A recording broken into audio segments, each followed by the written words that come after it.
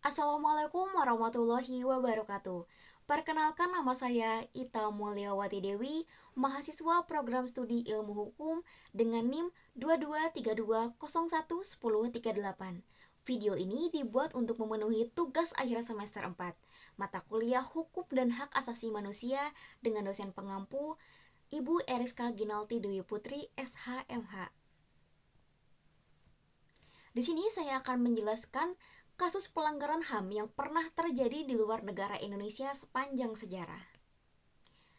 Kasus yang pertama yaitu kasus rezim Adolf Hitler di Jerman, yang dimana pemerintahan Adolf Hitler ini dikenal sebagai salah satu contoh pelanggaran hak asasi manusia, di mana pemerintahan Adolf ini sering melakukan banyak kejahatan kemanusiaan, termasuk pemusnahan massal etnis Yahudi dalam peristiwa Holocaust. Yang kedua, rezim Benito Mussolini di Italia, yang dimana pemerintahan Benito ini juga dikenal sebagai pelaku pelanggaran hak asasi manusia. Benito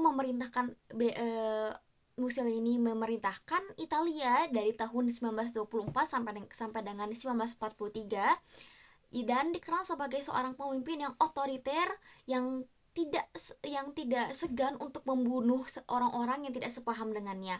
Yang di sini juga jelas ya, ternyata rezim Benito ini sudah pasti bisa dikatakan sebagai orang yang otoriter, karena sama sekali tidak bisa menerima pendapat orang-orang yang tidak sepaham dengannya. Terus yang ketiga ada politik apartheid, atau yang disebut dengan politik di sini membedakan antara ras kulit putih dan kulit perempuan, kulit yang berwarna hitam. Sistem ini ada di Afrika Selatan, yang dimana sistem ini membedakan antara ras kulit hitam dan ras kulit putih. Sebenarnya yang menjadi sistem ini, sebenarnya sistem ini sering kita tidak sadari bahwa sistem ini tuh masih ada loh ternyata di lingkungan kita, di negara kita. Kalau semisal kita membicarakan soal standar kecantikan Indonesia, yang dimana ras kulit putih ini sering dianggap spesial, cantik, ketimbang orang-orang perempuan-perempuan yang memiliki ras kulit hitam. Sedangkan yang kita ketahui, bagi orang-orang yang menganut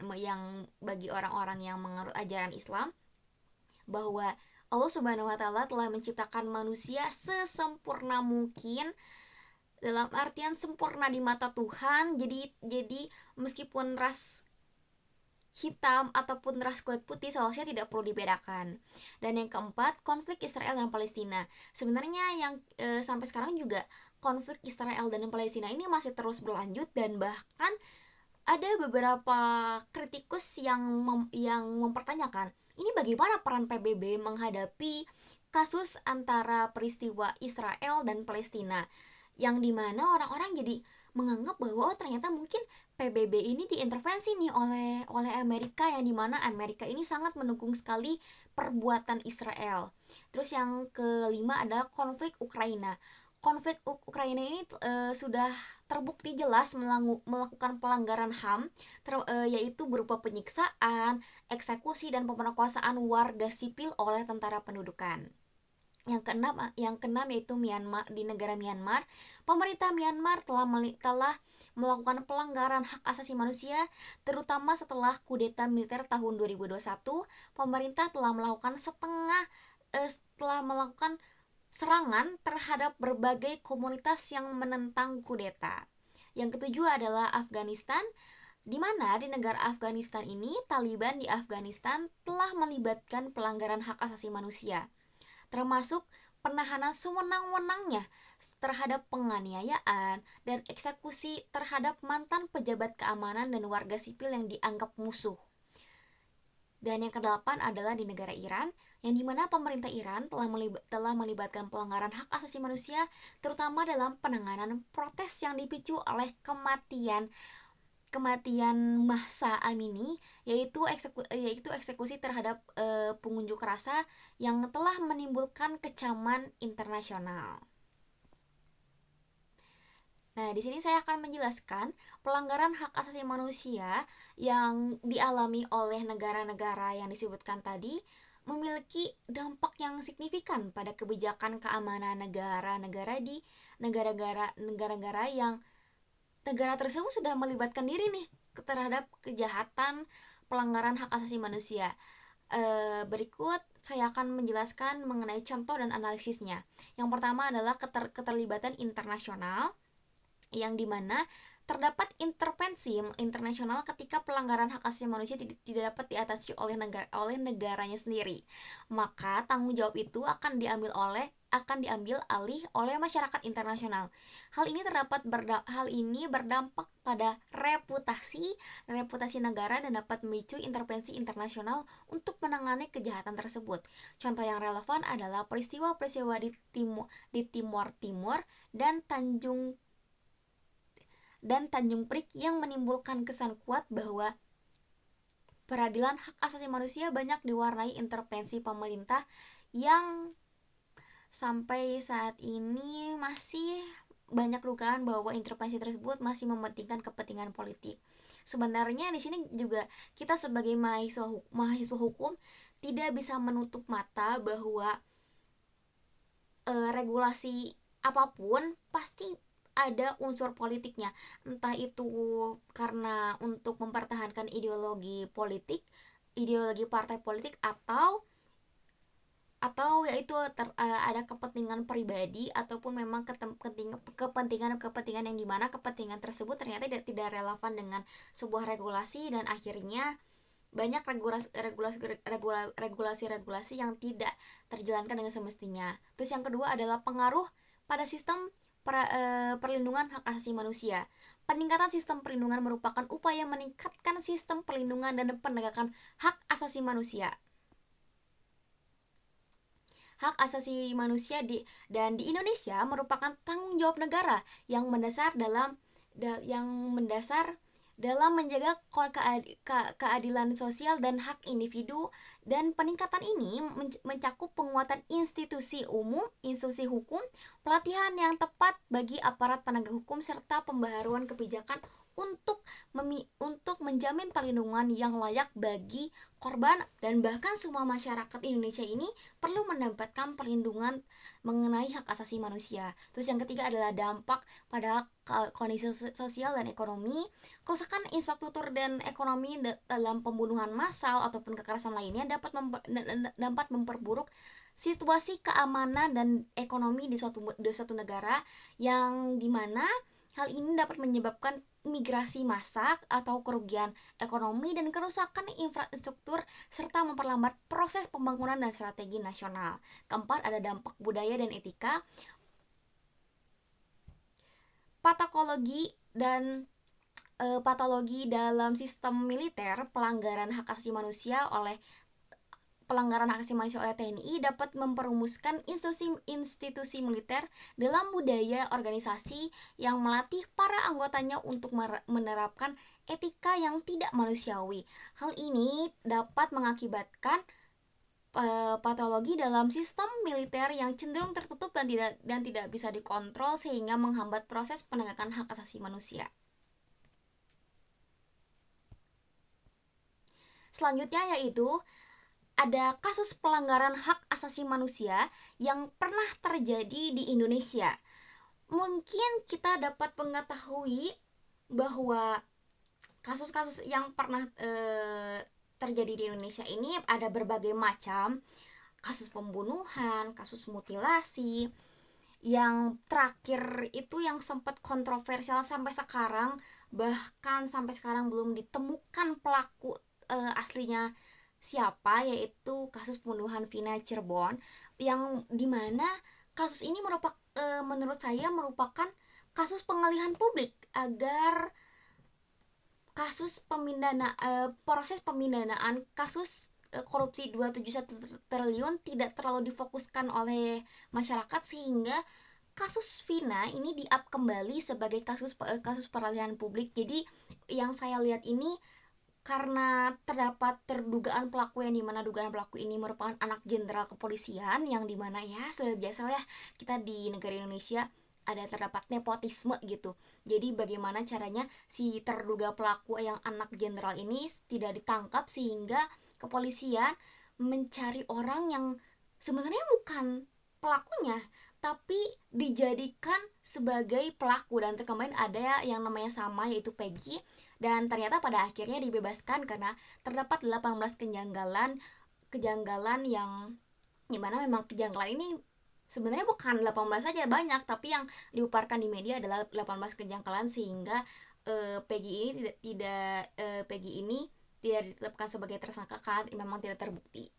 Mari sekarang kita akan menganalisis uh, uh, beberapa kasus pelanggaran hak asasi manusia yang pernah terjadi di Indonesia dan telah diselesaikan di pengadilan negeri. Tapi di sini ada beberapa kasus yang dimana diselesaikan nih di pengadilan negeri, tapi hanya pada tingkat kasasi saja.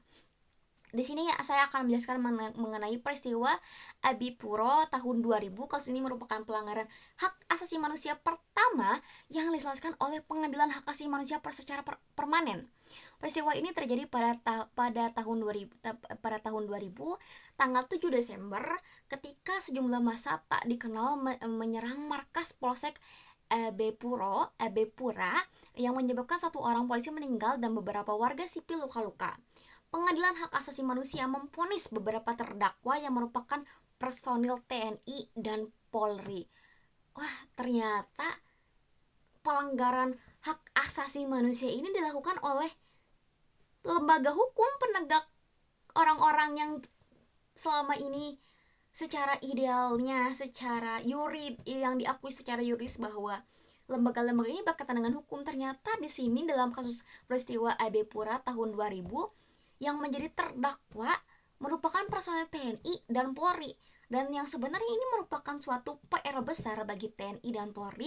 Bukan hanya sebagai mereka memakai pakaian dinasnya yang gagah, tapi juga bagaimana menciptakan idealisme tapi yang tetap bermoral. Terus yang selanjutnya yaitu ada peristiwa Tanjung Priok tahun 1984, di mana peristiwa ini melibatkan pembunuhan massal dan kekerasan terhadap warga sipil di Tanjung Priok, Jakarta. Sidang kasus ini telah sampai kepada tingkat kasasi.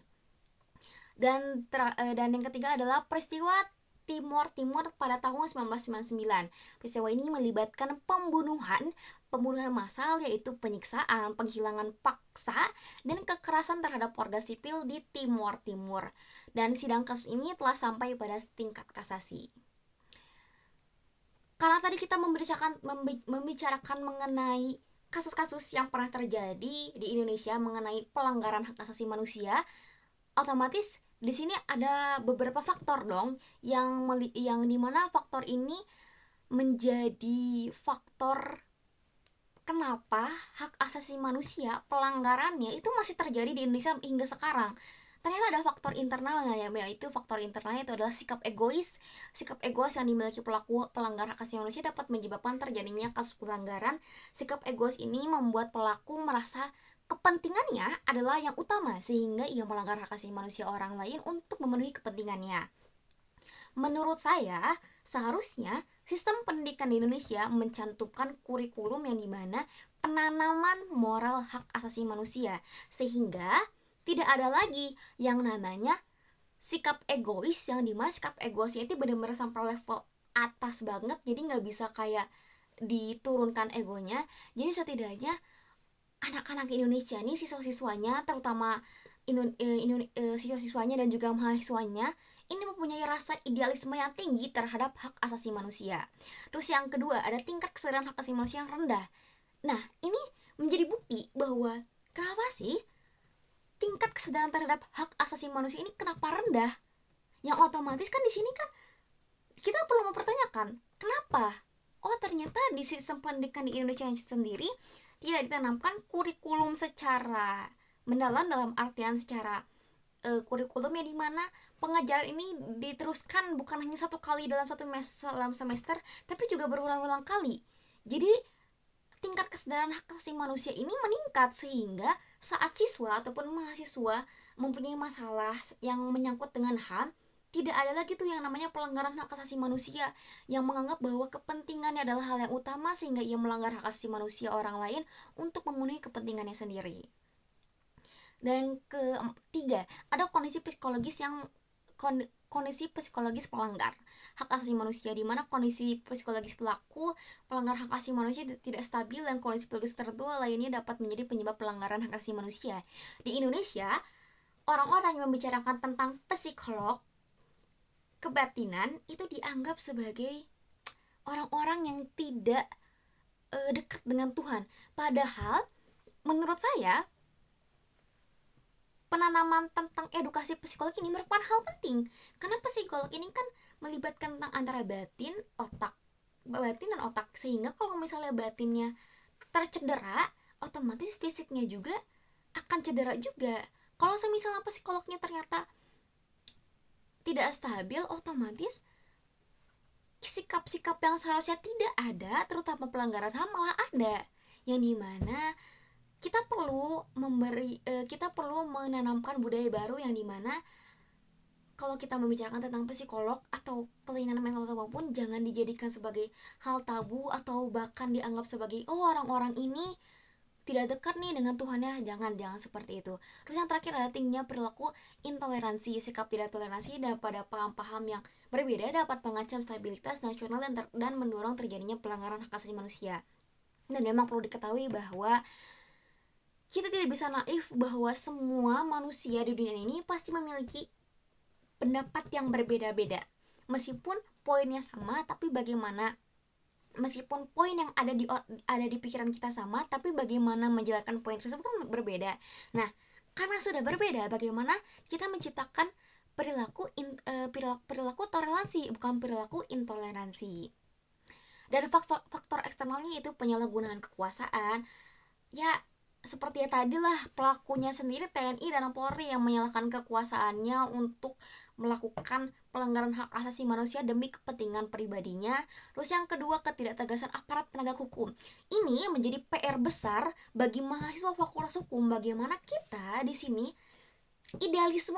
beridealis terhadap semua regulasi yang ada, tapi tetap bermoral. Dalam artian, saat kita menjadi penegak hukum, ya kita menjadi penegak hukum, tapi dalam artian kita tetap bermoral. Dalam artian moral yang kita maksud ini tidak gampang diintervensi oleh pihak-pihak yang dimana pihak-pihak ini menjanjikan uang atau jual beli jabatan yang sering kita sudah menjadi hal yang tidak aneh lah sekarang gitu.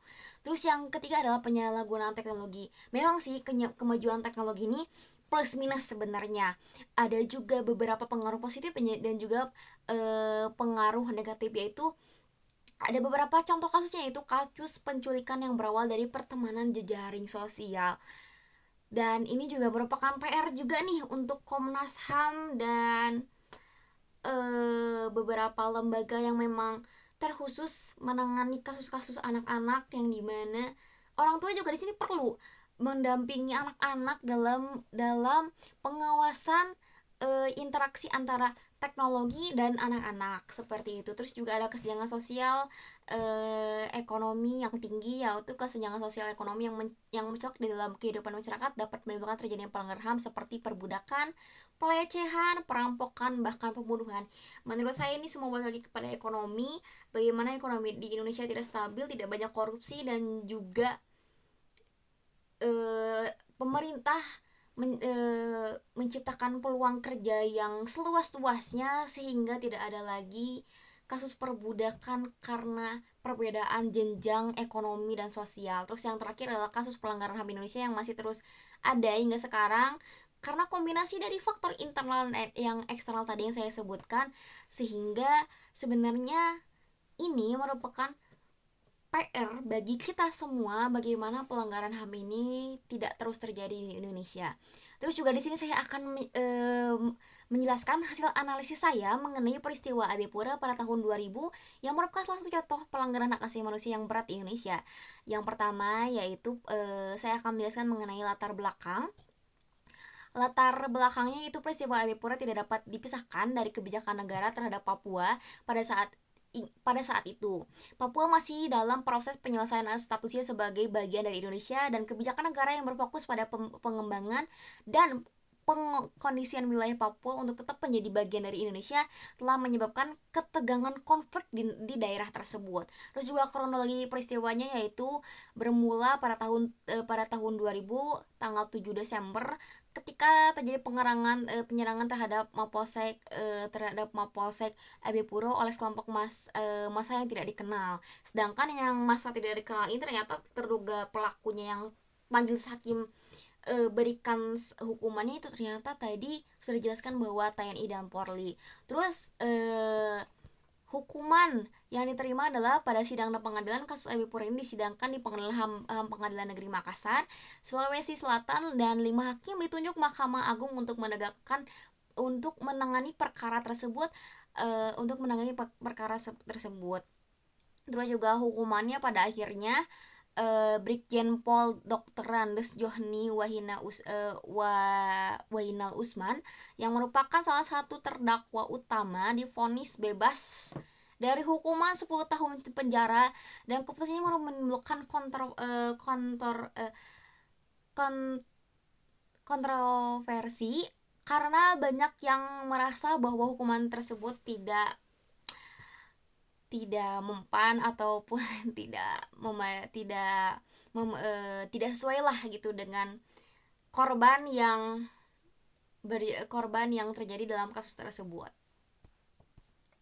Terus kasus yang kedua ini adalah kasus peristiwa Tanjung Priok pada tahun 1984 yang merupakan salah satu contoh pelanggaran hak asasi manusia yang berat di Indonesia. Hasil analisis saya yaitu latar belakang kasus ini merupakan kasus yang tidak jauh dari konteks politik dan sosial pada masa Orde Baru. Pada saat itu pemerintah Indonesia dipimpin oleh Presiden Soeharto yang memiliki kebijakan yang sangat ketat dan represif terhadap apapun yang dianggap sebagai ancaman terhadap kekuasaannya. Salah satu kebijakannya tersebut adalah larangan paham-paham anti Pancasila yang merupakan ideologi resmi pemerintah Indonesia.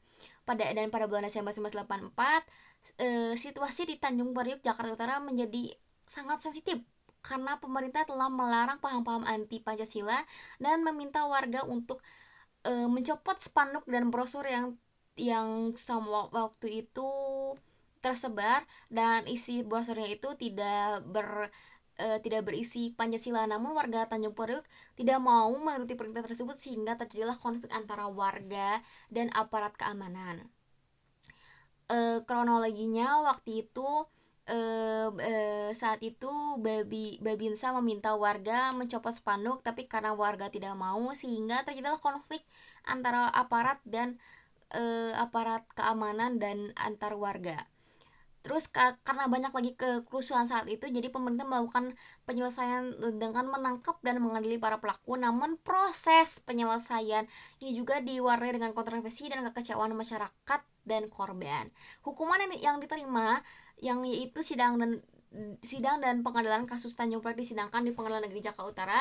Sidang ini menimbulkan banyak kontroversi karena banyak yang merasa bahwa proses hukum tidak adil dan tidak memuaskan. Dan hukumannya itu pada akhirnya beberapa terdakwa divonis bebas atau menerima hukuman ringan. Keputusan ini merupakan keputusan yang menimbulkan kekecewaan kepada masyarakat dan korban karena mereka merasa bahwa hukuman tersebut tidak memadai terutama bagi korban dan bagi keluarga korban yang maksudnya seperti itu. Dan yang di sini kan karena ada paham-paham anti Pancasila, karena mungkin waktu itu di zamannya Soeharto itu termasuk zaman-zaman yang agak sensitif mengenai ideologi. Dan memang seharusnya menurut saya di sini kasus ini tuh aparat juga salah, warga juga salah. Aparat juga salah sih tidak menggunakan sikap-sikap yang melanggar HAM, tapi juga warga juga di sini solusinya tetap berpegang teguh pada ideologi Pancasila seperti itu. Baik, sekian dari saya Ita Mulyawati Dewi mengenai penjelasan kasus-kasus pelanggaran hak asasi manusia yang terjadi di Indonesia maupun di luar negara Indonesia. Mohon maaf bila terdapat banyak kesalahan kata. Terima kasih. Wassalamualaikum warahmatullahi wabarakatuh.